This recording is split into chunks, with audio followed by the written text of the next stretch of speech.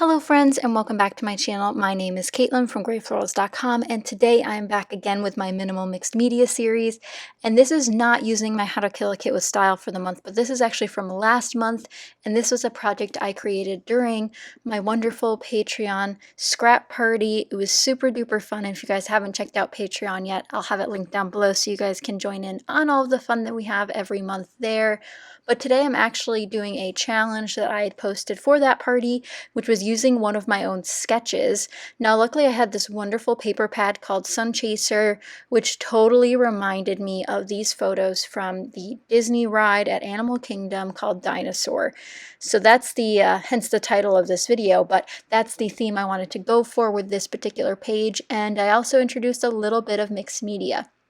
So to get started, I have that beautiful background paper with the foil leaves that are catching the light, and then I do a layer of this orange paper, the large side on the left, a small strip of it on the right, and then I do a simple layer beneath my photos of another palm paper. But for today's mixed media, we're bringing back the paint.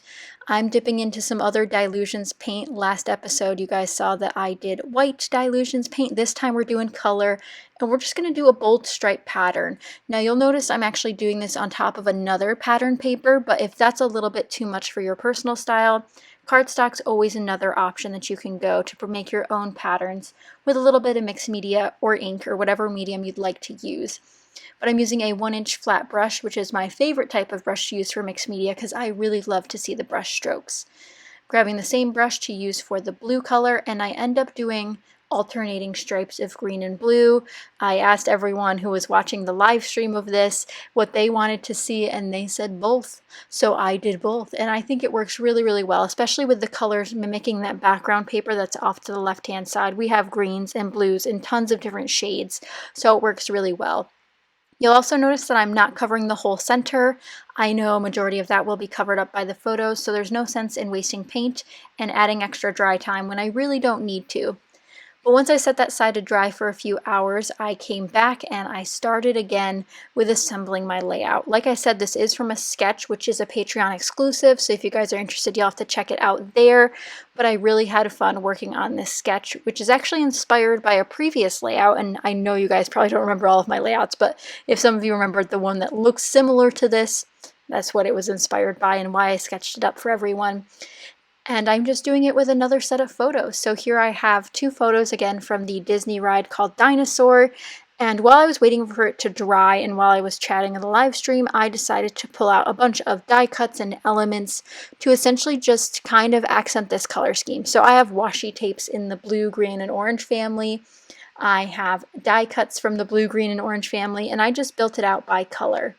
So I pulled out a variety of die cuts in those colors, several of them being from My Mind's Eye and a travel collection that I have that I finally got to use. I hadn't really used much of it yet, but I'm so glad I got to use it, as well as a couple of other random elements like some LE Studio labels, some illustrated faith tabs, and it really ended up just coming together so nicely again because I had a solid color scheme that I wanted to stick to.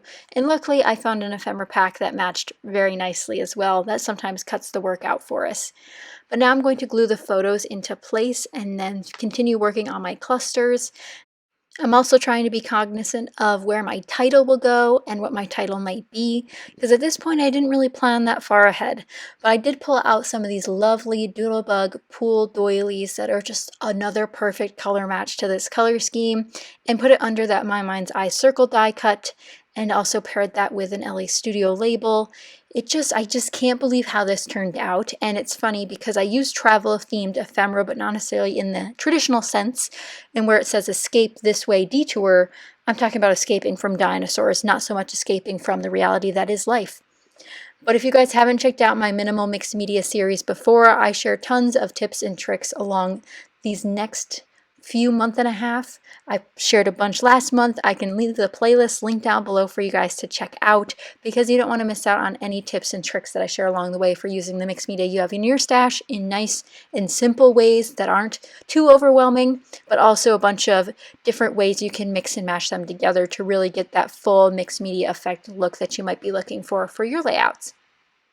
But here I'm just trying to finish off these clusters. I have the one to the top left of the photos, the one to the bottom right, and the one to the bottom left, which are kind of a lot. This is definitely one of those all of the things layouts, which I have been super obsessed with lately because I like to mix and match things. The fact that these all came together so quickly just made my heart soar, and I had to stick with it. You will see at the very bottom left there's a small chipboard piece that's actually from an Echo Park Zoo collection, and it says "Hear Me Roar," which I think is absolutely perfect for a dinosaur layout, although it's intended for a zoo layout and intended for a big cat, if you will. But I really love that I was able to use it for something a little bit different. I think some people consider dinosaurs animals. I mean, that's what they were, but I think I could add that right here in between the photos and just gave it a little bit of a resting place with a strip of orange washi tape, just so it didn't feel like it was totally free floating. Now I definitely went a little bit rogue in terms of the sketch I pulled the original inspiration from by adding so many extra clusters, but again, I really enjoyed how it came out, and hopefully you guys do too. Here you'll see me going in with yet another washi tape because I used, I think, 4 or 5 washi tapes on this layout because 1, I love washi tape, 2, I have so much washi tape and I want to use up more of it. So I decided to use a bunch of them on this layout to help frame things up and just add a little bit more color. And here in the bottom right, I really want to solidify this cluster because it seems a little bit disjointed where it is currently because we have this big circle, nothing really covering the circle. So what can I do to help ease that space and make good use of it? So originally I wanted to use this getaway tab from LE Studio because again, it's super funny. This is meant to be like vacation, getaway, relax, and I'm talking about getting away from dinosaurs. So it's really fun to sort of mix it up for this one, and it's really easy to do that with a lot of Disney layouts.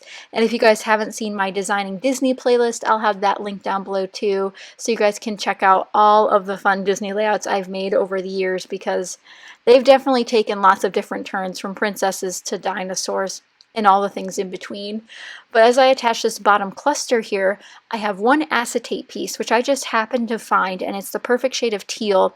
And I pair it with this tag, which I think is really funny because I put the acetate slide over it and then you can see the pattern through it, which I think is such a cool pattern, and I was really hesitant to cover it up any more than I had to. So giving it another like breath of life through that acetate piece was super fun. Here I'm just going to glue down and commit to where that circle is, and then this is where my journaling spot ends up going. Now I will say this layout might have more journaling than I intended, and therefore this spot may not suffice, but I do really like having a dedicated spot to just put something on the front of the page.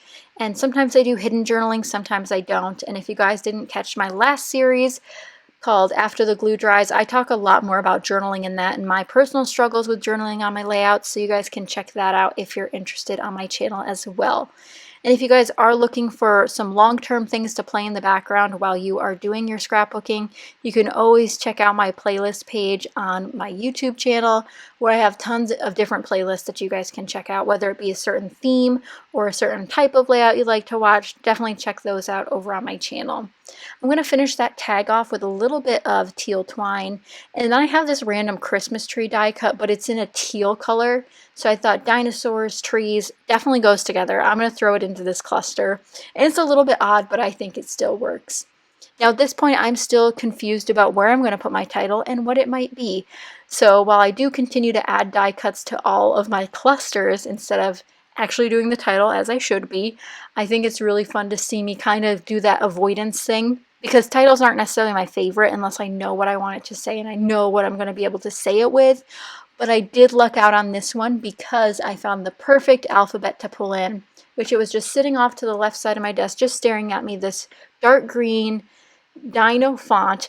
It's just one of those really kind of wonky fonts that's playful but also really like bold and beautiful, and I end up titling this, as you know from the title of this video, Dino Chaos. And you see me briefly pause because I had to remember how to spell chaos because I didn't want to spell it wrong. So at this point I add a couple asterisks to the other clusters because luckily this one had a couple other pieces that I could decorate my page with, which I thought was super fun to do and a great way to add an additional color, which I know a lot of people struggle with. If you don't have the perfect thicker or the perfect ink to stamp your title, what do you do about adding a color when you want color but don't necessarily want to do black, white, or a neutral? A great way to do that is the extra pieces that come in the kit of letters. So whether that be asterisks or ampersands or bits and pieces like plus signs, you can really make it work for you and just add a couple little instances of that color in other places on your layout. But with the title in place, this is almost complete. I do, of course, have to add a couple enamel dots, so I grabbed this set from W+9, which is a perfect match to this paper pad, which again is from DCWV and was gifted to me from a giveaway I won. And I'm super glad I got this paper pad because it has been immensely wonderful for so many types of layouts. But I'm just going to finish up with these enamel dots, which I adore. I'll have all of the products I featured linked down below if they're still available somewhere on the internet. But if you guys enjoyed, be sure to give it a thumbs up and subscribe, and let me know what you guys think of this technique. I definitely enjoy paint strokes. I know it's not for everybody, but something simple like this adds a pop of color without too much extra work involved and without overwhelming an additional pattern or completely saturating your layout with pattern. So let me know what you guys think in the comments down below, and a huge shout out to my patrons who were watching the live when this happened because they helped me make design decisions as well for this particular page. But again, leave me a comment down below with what you think and what you guys want to see next in this series. I'll also have a bunch of links down below for products, playlists, and educational resources for you guys to continue to learn more and do better. But I hope you guys enjoyed, and I will see you guys next time. Bye guys!